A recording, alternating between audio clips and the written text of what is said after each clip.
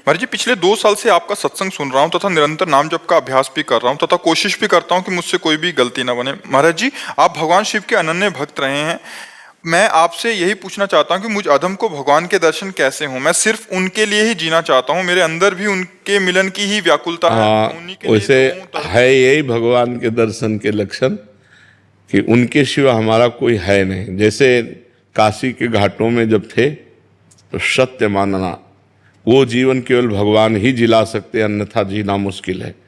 इतनी गर्मी में जो पत्थर धधकते हैं तो रात्रि में और धधकते हैं, तो नींद नहीं, 8-8 10-10 दिन भोजन नहीं, किसी से मिलना नहीं, मांगना नहीं।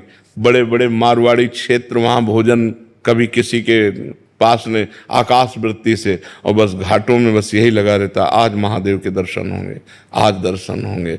वो व्याकुलता, कभी रो पड़ते, प्रभु आपके सिवा हमारा कोई है नहीं, आप अव्यक्त हो, मुझे शांति नहीं मिल रही, जब तक आप मुझे मिलोगे नहीं। बस रोज लगने लगा, आज मिलेंगे, आज मिलेंगे।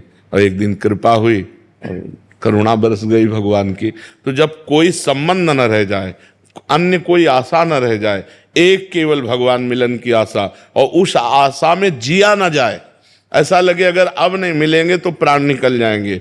रुदु सुस्वरम राजन कृष्ण दर्शन लालसा, रोना आ जाए भगवान के लिए, विकलता आ जाए, तो फिर भगवान तो तुम्हारे हृदय में ही बैठे देख रहे। जैसे चाहोगे वैसे दर्शन कर लो, जैसे चाहोगे। एक हाथ में त्रिशूल छोटा सा लिए, कोई ऐसा नहीं को तेज प्रकट हुआ, ऐसा नहीं।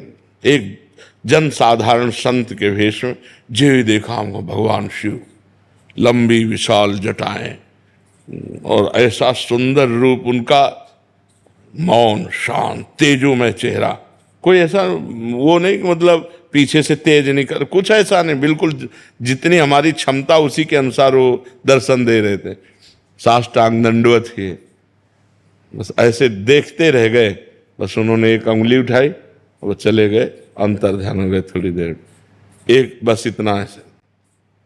तो हमें लगा कि बस यही उपदेश कर रहे हैं कि एक ही परमात्मा है, एक ही शिव है, वो सब रूपों में व्याप्त एक ही है। बस एक का अनुभव कर लो, बस हो गया सब कुछ। तो जब हमारे अंदर ऐसी व्याकुलता हो कि जिया ना जाए, तब फिर भगवान का दर्शन होता है।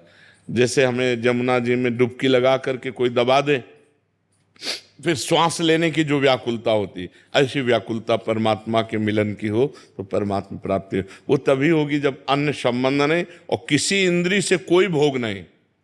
नहीं तो इंद्री सुख में लगेगी तो व्याकुलता कैसे आएगी। जब हर इंद्री जितेंद्रियता आ गई और अब केवल भगवान के सिवा हमारा कोई नहीं, तब रोना आता है कि अब मिलो, अब मिलो, अब आपके सिवा, हे पिता, हे स्वामी, आपके सिवा मेरा कोई नहीं। फिर वो जो रंग आता है, फिर ये जो रंग देख रहे हो ये उन्हीं का रंग है, देवाधिदेव महादेव जी का ही सारा रंग। उन्होंने हमें वृंदावन भेजा, उन्होंने ही हमें प्रिया प्रीतम के चरणारविंद दिए, वही हमारे पोषण करता है जी।